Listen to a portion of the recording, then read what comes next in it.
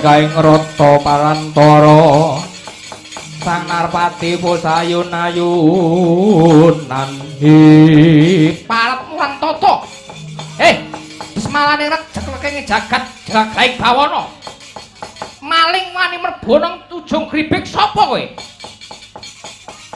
aja ana maling ngalok maling sing dadi maling kuwi kowe wani candhaan ngucap kaya mangkono sapa kowe takon marang aku Bambang Prabakusuma. Bambang Prabakusuma dasar para nyata. Ayo. Gelem balekke calon bojoku apa ora? Sapa? Dewi Sri. Aku wis nglakon Yudra Bathara Sadana kang minangka dadi bebanane. Dina samangka tumapaking padha anggonku bakal daup lawan Dewi Sri. Bisa ndaup Kanjeng Hyang Dewi Sri yen to wis bengkah dadane Prabakusuma. Edian kaya lanang-lanang dhewe. Ora gelem mulungake Dewi Sri, aja takon dosa kisas nyawamu.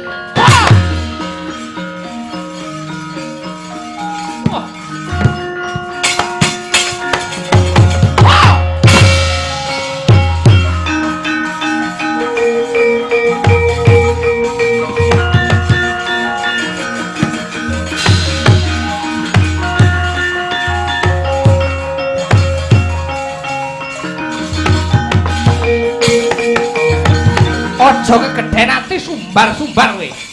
Aku durung kalah. Sawangen apa kang dadi wujudku?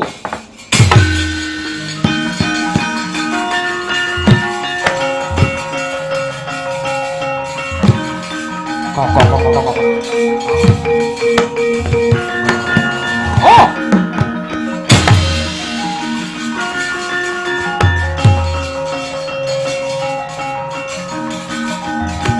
Oh!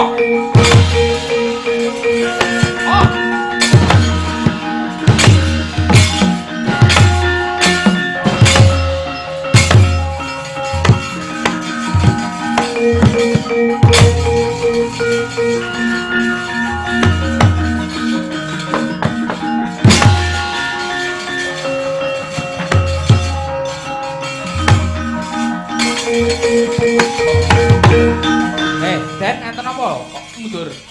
Aku kalah, Kyai. Ya jelas kalah, sampean musuhe ula kok. Banjur kudu kepriye, Kyai? Mang tamani panah sampean bendang inggal pundhat menapa ing dados penandhangi Nila Tasaka? Iya Kyai, tak estokke dawuhmu.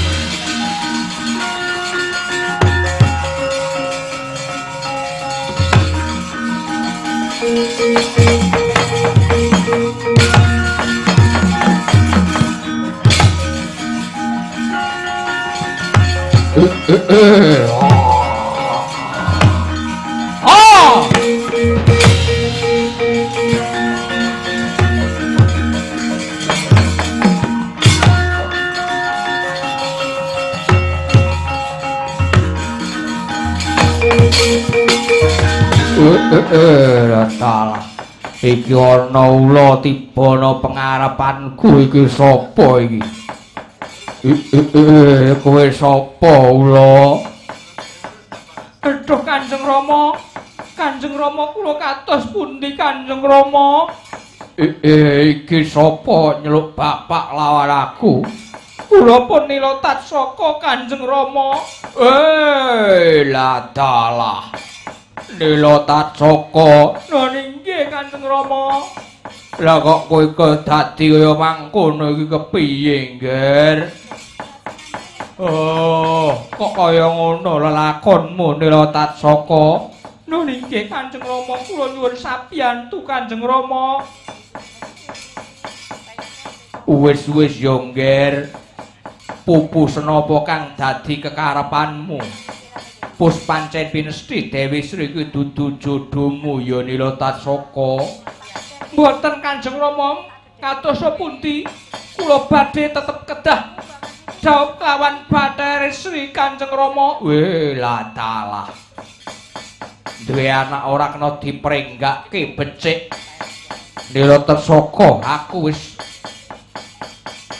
menehi dalan kanggo mertobat marang jeneng sira mara gage wurung napa kang dadi sedyamu ya Ngger. Mboten Kanjeng Rama. Sampeyan niku wong tuwa apa? Ora netepi tetembungan anak polah bapa kepradah. Anake kaya mangkene malah disedake. Sampeyan niku wong tuwa napa? Sampeyan niku wong tuwa napa? Nyakata sak karepmu.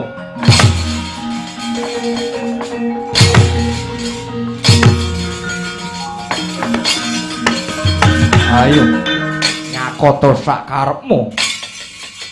Ayo lampisno marang bapakmu. Wong tuwa apa kowe iki? Ora iso netepi darmane wong tuwa. Nesu nanging tak wanti-wanti. Oleh nyakot nanging aja sak nduwering tenggak. Wong tuwa apa? Dijaluki ora numpang anake ora bisa minangkani. Ayo, gelem minangkani apa ora? Malah wani karo wong tuwa.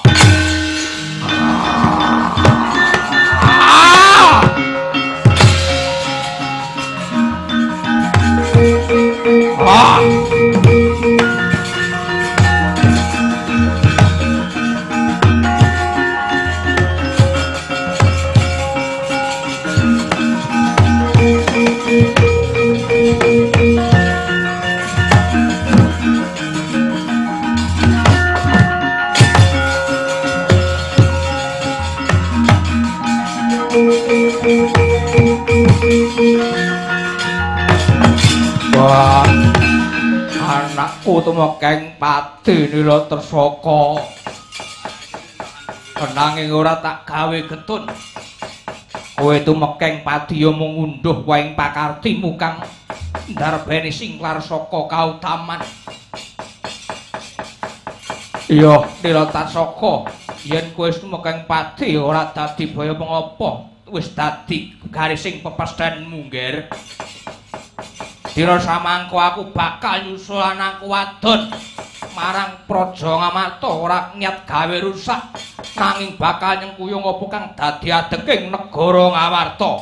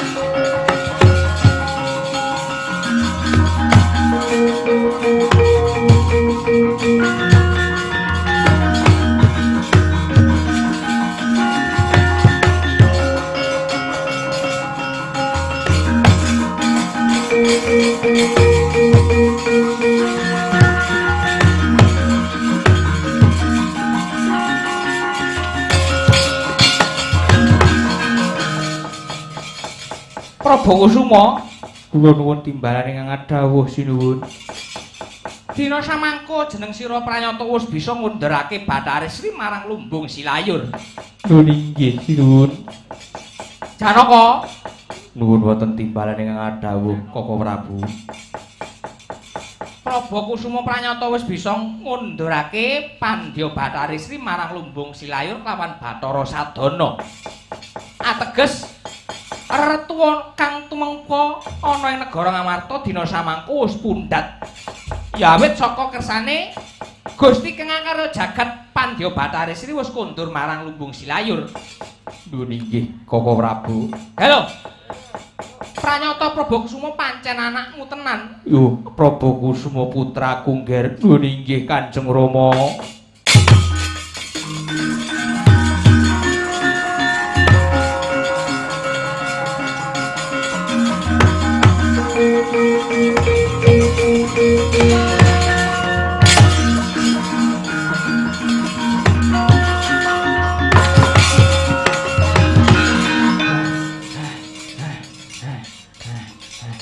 Kowe iki ngopo?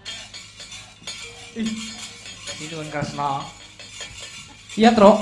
Ana apa? Kok mlayu-mlayu ngrenggosan napasmu? Nika lho, Den. Enten buta ngamuk, barang ngamuk.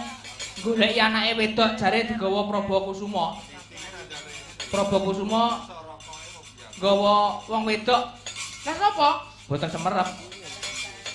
Butane ngamuk iki Werkudara sampurnake Yayi.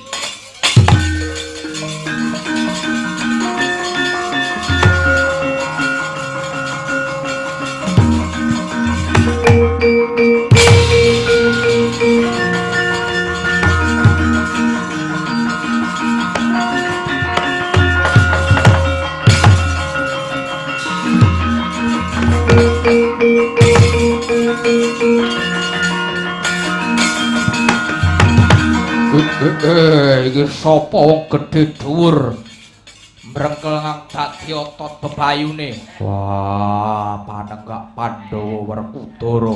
Werkudara dasar Pranyata. Aku bakal suwita marang Praja Ngamarta, ora butuh-buta mlebu negara Ngamarta. Wah, oleh ora oleh aku bakal suwita ing negara Ngamarta. Minggat.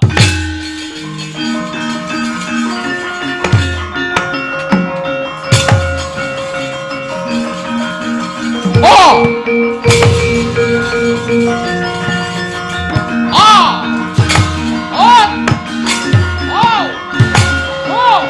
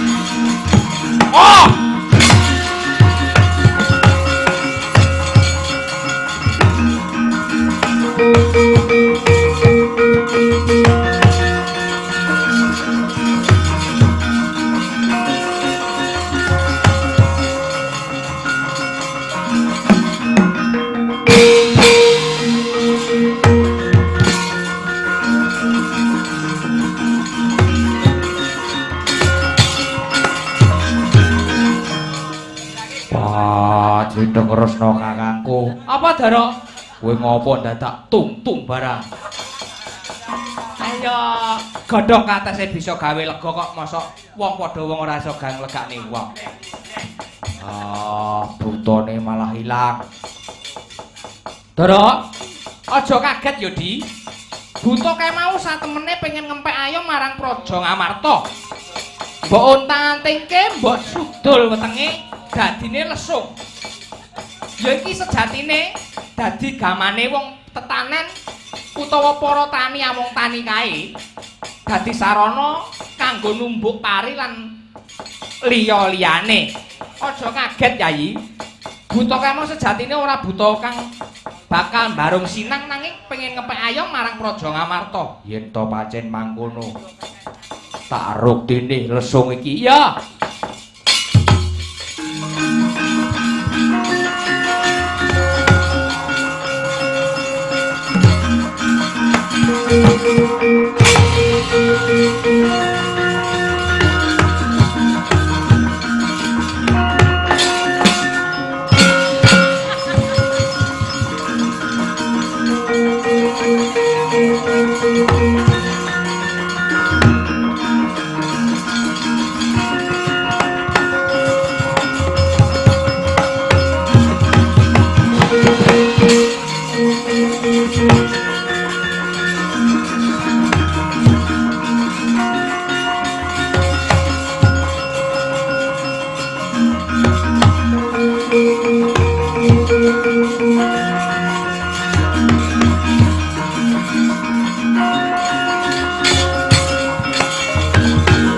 Gus, Pandya Bathari Sri sampun kundur wonten lumbung Silayur. iya putrane ya kakekku. Ateges menapa ingkang dados sesandangipun Praja Ngamarta lan Nuswantara sampun pundhat.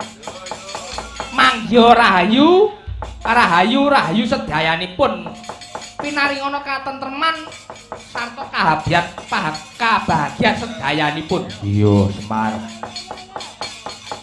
Mugi-mugi anggenipun pondhok Robani ngadani mapak warsa enggal inggih menika Sura utawi Muharram. Wangel. Ha. Malah guyu. Nggih. Mugi antuk pengasih dewa menapa ingkang jinangka bakal kejangkah. Menapa ingkang sinedya bakal kagayuh, Den. Iya, Semar. Ah, suminten bakul tela cekak semanten atur kawula.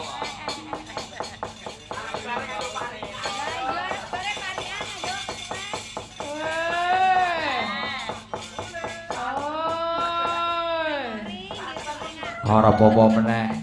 Ah, tuku dawet sak sendole. Katoke ngaprot ketok kondalan. Cekap semanten akhir kawula. Mugi sedaya pinanggih rahayu sedayanipun. Wabillahi taufik wal hidayah. Warito warinayah. Wassalamualaikum warahmatullahi wabarakatuh.